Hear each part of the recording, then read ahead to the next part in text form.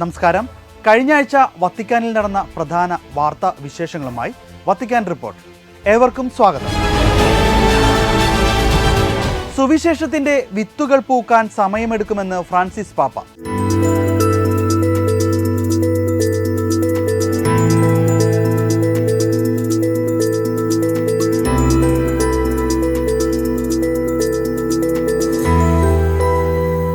സുവിശേഷത്തിന്റെ വിത്തുകൾ ഫലം പുറപ്പെടുവിക്കാൻ സമയമെടുക്കുമെന്ന് ഫ്രാൻസിസ് പാപ്പ. ഞായറാഴ്ചയിലെ ആഞ്ചലൂസ് പ്രാർത്ഥനയ്ക്കിടെ നൽകിയ സന്ദേശത്തിലാണ് പാപ്പ ഇക്കാര്യം പറഞ്ഞത്. വിതയ്ക്കുമ്പോൾ കർഷകൻ എത്ര നല്ലതോ അതോ സമൃദ്ധമായി വിത്ത് വിതറിയാലും അല്ലെങ്കിൽ അവൻ എത്ര നന്നായി നിലമൊരുക്കിയാലും ചെടികൾ ഉടനടി മുളയ്ക്കില്ല. അതിന് സമയമെടുക്കും.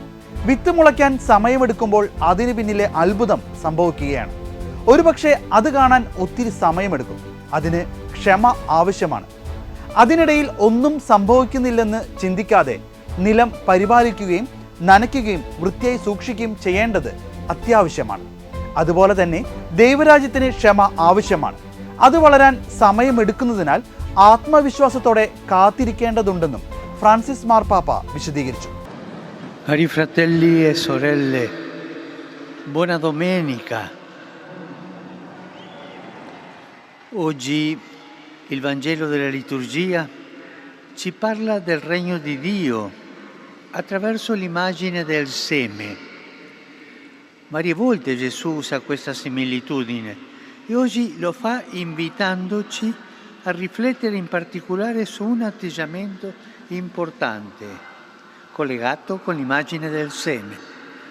E l'atteggiamento è l'attesa fiduciosa. Infatti, nella semina, per quanto il contadino spargia ottima e abbondante semente e per quanto prepari bene la terra, le piante non spuntano subito. കർത്താവ് തൻ്റെ വചനത്തിൻ്റെയും കൃപയുടെയും വിത്തുകൾ നമ്മിൽ സമൃദ്ധമായി വളരുന്നതിനു വേണ്ടി നമ്മിൽ വിതയ്ക്കുന്നു. ഒരു പിതാവിൻ്റെ സ്നേഹത്തോടെ അവൻ നമ്മെ പരിപാലിക്കുന്നത് തുടരുന്നു. അങ്ങനെ വിത്തുകൾ തളിർക്കുകയും വളരുകയും നല്ല പ്രവൃത്തികളുടെ ഫലം കായ്ക്കുന്ന തലത്തിലേക്ക് എത്തുകയും ചെയ്യുന്നുവെന്നും മാർപ്പാപ്പ പറഞ്ഞു. നാം എവിടെയായിരുന്നാലും ആത്മവിശ്വാസത്തോടെ സുവിശേഷം വിതയ്ക്കാനും വിതച്ച വിത്ത് നമ്മിലും മറ്റുള്ളവരിലും വളരാനും ഫലം കായ്ക്കാനും തൻ്റെ മാതൃകയിലൂടെ കർത്താവ് നമ്മെ പഠിപ്പിക്കുന്നുവെന്ന് പാപ്പ സന്ദേശത്തിൽ കൂട്ടിച്ചേർത്തു. Saluto i fedeli di Carini, Catania, Siracusa e Messina. I ragazzi della comunione e della cresima di Mestrino, i cresimati di Castelsardo, Sassari, di Bolgare, Bergamo, di Camin, Padova e infine un pensiero di gratitudine ai donatori di sangue che hanno appena celebrato la loro giornata nazionale. Saluto tutti voi e auguro a tutti una buona domenica. Per favore, non dimenticatevi di pregare per me. Buon pranzo e arrivederci. കോങ്കോയുടെ കിഴക്കൻ ഭാഗത്ത് നടന്ന അക്രമ സംഭവങ്ങളിൽ ദുഃഖം രേഖപ്പെടുത്തി Francis പാപ്പ.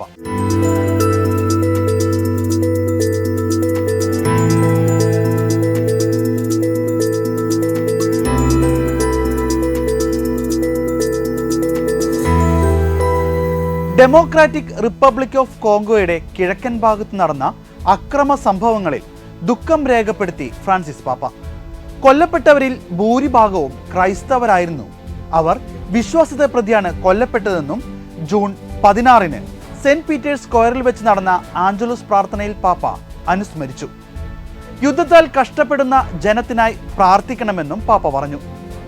Democratic republic of കോങ്കോയുടെ ദേശീയ അധികാരികളോടും അന്താരാഷ്ട്ര സമൂഹത്തോടും അക്രമം തടയാനും സാധാരണക്കാരുടെ ജീവൻ സംരക്ഷിക്കാനും സാധ്യമായതെല്ലാം ചെയ്യണമെന്ന് ഫ്രാൻസിസ് മാർപ്പാപ്പ അഭ്യർത്ഥിച്ചു.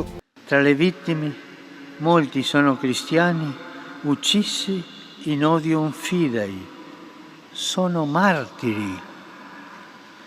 Il loro sacrificio è un seme che germoglia e porta frutto e ci insegna a testimoniare il Vangelo con coraggio e coerenza. ഇക്കഴിഞ്ഞ ദിവസങ്ങളിൽ കോങ്കോയിലെ നിരവധി ഗ്രാമങ്ങളിൽ ഇസ്ലാമിക് സ്റ്റേറ്റ് നടത്തിയ ആക്രമണങ്ങളിൽ നൂറുകണക്കിന് ആളുകൾ കൊല്ലപ്പെട്ടിരുന്നു. കൊല്ലപ്പെട്ടവരിൽ കുറഞ്ഞത് 80 ക്രിസ്ത്യാനികളെങ്കിലും ഉണ്ടെന്ന് ക്രൈസ്തവർക്കെതിരായ പീഡനങ്ങൾ നിരീക്ഷിക്കുന്ന നിരീക്ഷണ സംഘടനയായ ഓപ്പൺ ഡോർസ് സ്ഥിരീകരിച്ചിരുന്നു. ക്രിസ്ത്യൻ ഭൂരിപക്ഷമുള്ള നോർത്ത് കിവു പ്രവിശ്യയിലെ ബെനി പ്രദേശത്തെ നിരവധി ഗ്രാമങ്ങളിൽ Islamic State affiliated Allied Democratic ഫോഴ്സിൽ നിന്നുള്ള തീവ്രവാദികളാണ് കൂട്ടക്കൊല നടത്തിയത്. തുടർന്ന് യുക്രൈനിലും വിശുദ്ധ നാട്ടിലും സുഡാനിലും മ്യാൻമറിലും യുദ്ധം നിമിത്തം ദുരിതമനുഭവിക്കുന്നിടത്തും സമാധാനത്തിനായി പ്രാർത്ഥിക്കുന്നത് നിർത്തരുതെന്ന് ഫ്രാൻസിസ് പാപ്പ വിശ്വാസികളോട് ആഹ്വാനം ചെയ്തു. Sono paziente nell'aspettare oppure mi scoraggio perché non vedo subito i risultati? E so affidare tutto serenamente al Signore, pur facendo del mio meglio per annunciare il Vangelo? സഭാസമൂഹത്തിൽ മാതൃത്വം വിലമതിക്കപ്പെടണമെന്ന് ഫ്രാൻസിസ് പാപ്പ.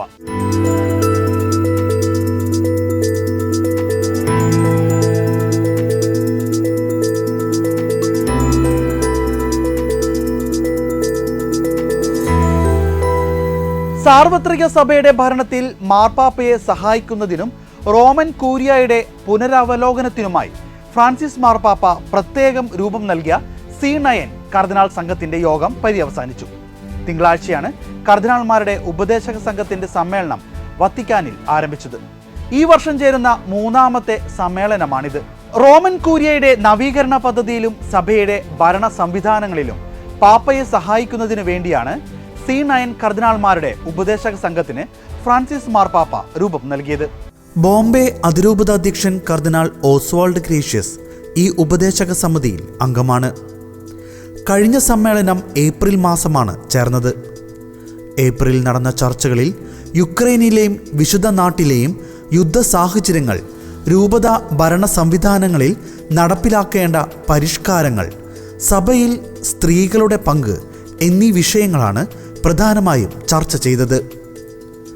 വത്തിക്കാൻ സംസ്ഥാന secretary കർദിനാൾ Pietro Parolin, Vatican നഗരത്തിനും ഭരണകാര്യാലയത്തിനും വേണ്ടിയുള്ള pontifical സമിതിയുടെ അധ്യക്ഷൻ കർദിനാൾ Fernando അൽസാഗ, കോങ്കോയിലെ Kinshasa അതിരൂപതയുടെ arch bishop കർദിനാൾ അബംഗോ ബെസുങ്കു, American ഐക്യനാടുകളിലെ Boston അതിരൂപതയുടെ ആർച്ച് ബിഷപ്പ് കർദിനാൾ ഷോൺ പാട്രിക് ഒമാലി ഉൾപ്പെടെയുള്ള അംഗങ്ങളാണ് സംഘത്തിലുള്ളത്. കർദിനാൾ സംഘത്തിന്റെ ആദ്യ യോഗം 2013 ഒക്ടോബർ 1 നടന്നത്. നമ്മുടെ പ്രാർത്ഥനയെ യാചനകളിൽ ഒതുക്കരുത്, അങ്ങയുടെ ഇഷ്ടം നിറവേറട്ടെ എന്ന് പ്രാർത്ഥിക്കണം ഫ്രാൻസിസ് പാപ്പ.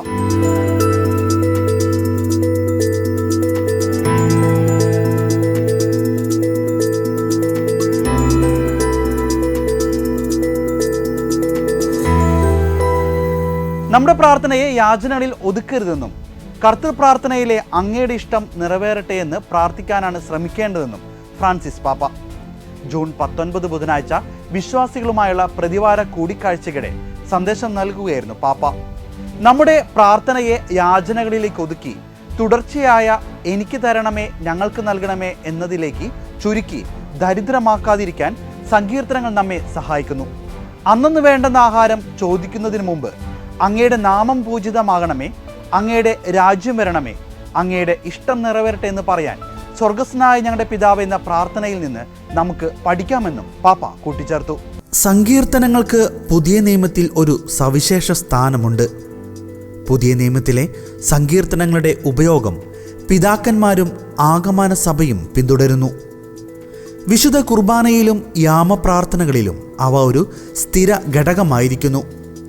വിശുദ്ധ അംബ്രോസ് എഴുതുന്നത് പോലെ തിരുലിഖിതം മുഴുവനും ദൈവത്തിൻ്റെ നന്മ ആവിഷ്കരിക്കുന്നു. എന്നാൽ സവിശേഷമാം വിധം അത് ചെയ്യുന്നത് സങ്കീർത്തന പുസ്തകമാണ്. മധുരമുള്ള സങ്കീർത്തന പുസ്തകം. നിങ്ങൾ സമ്പൂർണ്ണ ബൈബിളോ പുതിയ നിയമമോ എടുത്ത് ഒരു സങ്കീർത്തനം ഉപയോഗിച്ച് പ്രാർത്ഥിക്കുവാനും പാപ്പ ആഹ്വാനം ചെയ്തു. Con la catechesi di oggi vorrei ricordare che la Chiesa possiede già una sinfonia di preghiera, il cui compositore è lo Spirito Santo ed è il libro dei Salmi. Come in ogni sinfonia vi sono in esso vari movimenti, cioè vari generi di preghiera, lode, ringraziamento, supplica, lamento, narrazione, riflessione sapienziale e altri, sia nella forma personale sia in quella corale di tutto il popolo.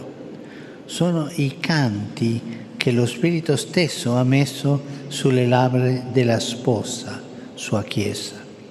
Tutti i libri della Bibbia, ricordavo la volta scorsa, sono ispirati dallo Spirito Santo, ma il libro dei Salmi lo è anche nel senso che è pieno di affatto poetico. പാപം ചെയ്തതിനാൽ അല്പം ദുഃഖം തോന്നുമ്പോൾ നിങ്ങൾ 50-ാം സങ്കീർത്തനം എടുത്ത് പ്രാർത്ഥിക്കാറുണ്ടോ എന്ന് മാർപ്പാപ്പ ചോദിച്ചു. മുന്നോട്ടു പോകാൻ സഹായിക്കുന്ന നിരവധി സങ്കീർത്തനങ്ങളുമുണ്ട്. സങ്കീർത്തനങ്ങൾ ഉപയോഗിച്ച് പ്രാർത്ഥിക്കുന്നത് ശീലിക്കണമെന്നും അവസാനം നിങ്ങൾ സന്തോഷമുള്ളവരായിരിക്കുമെന്നും പാപ്പ ഉറപ്പു നൽകി. സങ്കീർത്തനങ്ങൾ നമ്മുടെ പ്രാർത്ഥനയാകേണ്ടത് ആവശ്യമാണ്. ഒരു പ്രത്യേക അർത്ഥത്തിൽ നാം തന്നെ സങ്കീർത്തനങ്ങളുടെ രചയിതാക്കൾ ആയിത്തീരണം. അവയെ നമ്മുടെ സ്വന്തമാക്കുകയും അവയോടൊപ്പം പ്രാർത്ഥിക്കുകയും ചെയ്യണമെന്നും എഴുതിയിരിക്കുന്നു. നമ്മുടെ ഹൃദയത്തോട് സംസാരിക്കുന്ന സങ്കീർത്തനങ്ങളോ സങ്കീർത്തന വാക്യങ്ങളോ ഉണ്ടെങ്കിൽ അവ ആവർത്തിക്കുകയും ദിവസത്തിൽ പ്രാർത്ഥിക്കുകയും ചെയ്യുന്നത് നല്ലതാണ്. സങ്കീർത്തനങ്ങൾ എല്ലാ കാലത്തിനും പറ്റിയ പ്രാർത്ഥനകളാണ്. മറ്റെല്ലാ പ്രാർത്ഥനകളിൽ നിന്നും വ്യത്യസ്തമായി സങ്കീർത്തനങ്ങളുടെ ആവർത്തനം അവയുടെ ഫലപ്രാപ്തി നഷ്ടപ്പെടുത്തുന്നില്ല, മറിച്ച് അത് വർദ്ധിപ്പിക്കുകയാണ് ചെയ്യുന്നത്. കാരണം അവ ദൈവനിവേശിതങ്ങളാണ്. ഓരോ തവണയും അവ വിശ്വാസത്തോടെ വായിക്കുമ്പോൾ അവ ദൈവത്തിലേക്ക് അടുപ്പിക്കുന്ന മനോഭാവമുളവാക്കുന്നുവെന്നും പാപ്പ കൂട്ടിച്ചേർത്തു. Dopodomani celebreremo la memoria liturgica di San Luigi Gonzaga, che amò la vita e per questo la spese tutta per i grandi ideali cristiani. Egli vi aiuti a riscoprire la vocazione alla santità nella donazione generosa ai fratelli.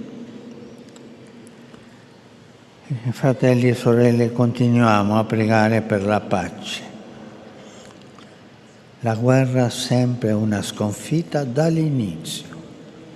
Preghiamo per la pace nella martoriata Ucraina, in Terra Santa, in Sudan, Myanmar e dovunque si soffre per la guerra. Preghiamo tutti i giorni per la pace e a tutti voi la mia benedizione. വാതിലിൽ മുട്ടുന്നവരുടെ സ്വരം കേൾക്കണമെന്ന് Francis പാപ്പ.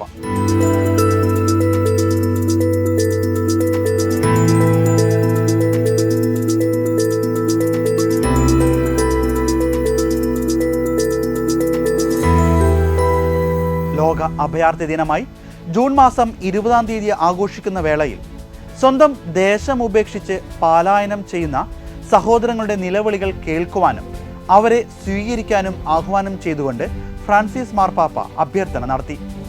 June 19-ാം തീയതി വത്തിക്കാനിലെ വിശുദ്ധ പത്രോസിന്റെ ചത്തുരത്തിൽ നടന്ന പൊതു കൂടിക്കാഴ്ച വേളയിലാണ് ഫ്രാൻസിസ് പാപ്പ ഇറ്റാലിയൻ ഭാഷയിൽ അഭ്യർത്ഥന നടത്തി സംസാരിച്ചത്. Domani ricorre la giornata mondiale del rifugiato promossa dalle Nazioni Unite. Possa essere l'occasione per rivolgere uno sguardo attento e fraterno a tutti coloro che sono costretti a fuggire dalle loro case in cerca di pace e di sicurezza. Siamo tutti chiamati ad accogliere, promuovere, accompagnare e integrare quanti bussano alle nostre porte. Prego affinché gli Stati si adoperino ad assicurare ai rifugiati condizioni umane e a facilitare i processi di integrazione. ലോകത്തിൻ്റെ വിവിധ ഇടങ്ങളിൽ യുദ്ധവും ക്ഷാമവും മൂലം കുടിയിറക്കപ്പെടുകയും പലായനം ചെയ്യുകയും ചെയ്യുന്ന സഹോദരങ്ങൾക്ക് വേണ്ടി ശബ്ദമുയർത്തുന്ന ആത്മീയ ആചാര്യനും രാഷ്ട്രാധിപതിയുമാണ് ഫ്രാൻസിസ് പാപ്പ. സമാധാനവും സുരക്ഷിതത്വവും തേടി വീടുകളിൽ നിന്ന് പലായനം ചെയ്യാൻ നിർബന്ധിതരാക്കുന്ന എല്ലാവരുടെയും നേരെ ശ്രദ്ധയും സാഹോദര്യവും തിരിക്കാനുള്ള അവസരമായിരിക്കട്ടെ ഈ ലോക അഭയാർത്ഥി ദിനമെന്ന് പാപ്പ ആശംസിച്ചു. നമ്മുടെ വാതിലുകളിൽ മുട്ടുന്നവരെ സ്വാഗതം ചെയ്യുന്നത് പ്രോത്സാഹിപ്പിക്കാനും അവരെ സ്വാഗതം ചെയ്തുകൊണ്ട് കൂട്ടായ്മയിലേക്ക് നയിക്കുവാനുള്ള വിളിയാണ് നാം ഓരോരുത്തരും സ്വീകരിച്ചിരിക്കുന്നതെന്നും പാപ്പ ഓർമ്മിപ്പിച്ചു. മാനുഷികമായ പരിഗണനകളും സ്വീകാര്യതയും ഇവർക്ക് വേണ്ടി ഉറപ്പുവരുത്തണമെന്നും സർക്കാരുകളോട് പാപ്പ അഭ്യർത്ഥിച്ചു. സത്യത്തിനായുള്ള അന്വേഷണത്തിൽ വിശ്വാസത്തെയും ശാസ്ത്രത്തെയും സമന്വയിപ്പിക്കണമെന്ന് ശാസ്ത്രജ്ഞന്മാരോട് മാർപ്പാപ്പ.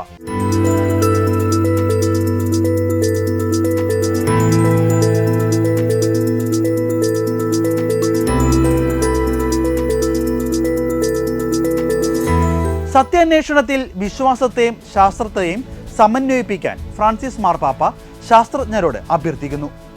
ഇവ രണ്ടും ദൈവത്തിൻ്റെ സമ്പൂർണ്ണ സത്യത്തിൽ നിന്നാണ് ഉരുത്തിരിഞ്ഞതെന്നും മനുഷ്യരാശിയെ സേവിക്കണമെന്നും ഊന്നി പറയുന്നു.